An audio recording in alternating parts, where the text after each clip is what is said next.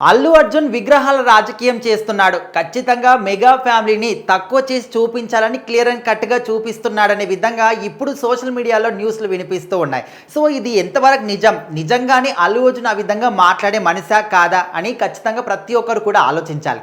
ఎందుకంటే ఎప్పుడు కూడా ఫ్యాన్స్ మధ్యలోనే అటు మెగా ఫ్యాన్స్ అని ఇటు అల్లు ఫ్యాన్స్ అని ఎప్పుడు కూడా ఫ్యాన్ వార్స్ జరుగుతూనే ఉంటాయి. సోషల్ మీడియాలో కోల్డ్ వార్స్ చేస్తూనే ఉంటారు. అండ్ కామెంట్ల మధ్యలో కూడా యుద్ధాలు చేస్తూ ఉంటారు. అండ్ ఖచ్చితంగా అల్లు ఆర్మీ అని చెప్పేసి ఒకవైపు మెగా అభిమానులు అని చెప్పేసి వాళ్ళు కొట్టుకుంటూనే ఉంటారు. కాకపోతే ఇక్కడ అందరూ కూడా గమనించాల్సిన విషయం ఏంటంటే ఇటు స్వయంగా వచ్చి అల్లు అర్జునే కానీ లేకపోతే మెగా ఫ్యామిలీలో ఉన్న వాళ్ళు ఎవరైనా కానీ డైరెక్ట్గా వచ్చి అవును మా ఇద్దరు కుటుంబాల మధ్య గొడవలు ఉన్నాయి, మేమందరం కూడా మాట్లాడుకోవట్లేదు కలుసుకోవట్లేదు అని ఎప్పుడైనా చెప్పారా అంటే ఎక్కడ ఏ ఒక్క చోట కూడా చిన్న మాట కూడా ఎవ్వరు కూడా చెప్పలేదు.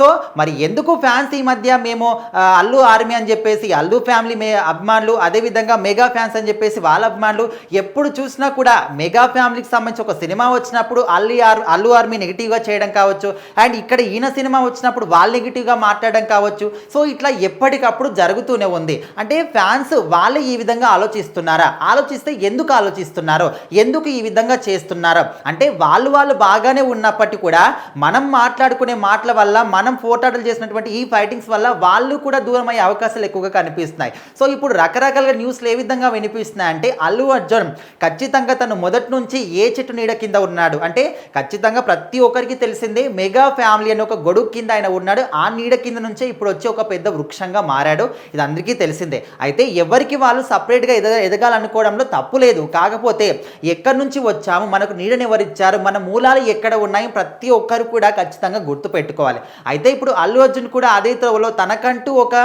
ప్రత్యేక స్థానాన్ని ఓకే నేను మెగా ఫ్యామిలీ నుంచే వచ్చాను, కాకపోతే నాకంటూ నా కాళ్ళ మీద నేను నిలబడ్డాను, నాకంటూ ఒక ప్రత్యేకమైన చెట్టును కూడా నేను నిర్మించుకోవాలనుకుంటున్నాను అనే విధంగా ఆయన ఆలోచిస్తున్నాడు. అందులో ఏమాత్రం కూడా తప్పులేదు. కాకపోతే అందరు కూడా అంటుంది ఏంటంటే ఆయన మెగా ఫ్యామిలీ అంటే నీడకిచ్చిన చెట్టునే మర్చిపోతున్నాను అంటున్నారు. కాకపోతే ఆయన ఎక్కడ ఏ ఒక్క చోట కూడా ఆ మాట చెప్పలేదు, ఏ ఒక్క చోట కూడా ఆ విధంగా ప్రవర్తించలేదు. సో మనం అనుకుంటుంది ఏంటంటే రామ్ చరణ్తోని కొన్ని వివాదాలు ఉన్నాయి, ఆ వివాదాలు కాస్త ఇప్పుడు పెరిగి పెద్ద అయిపోయాయి, అందుకోసమని ఈ విధంగా ప్రవర్తిస్తారని కూడా అంటున్నారు.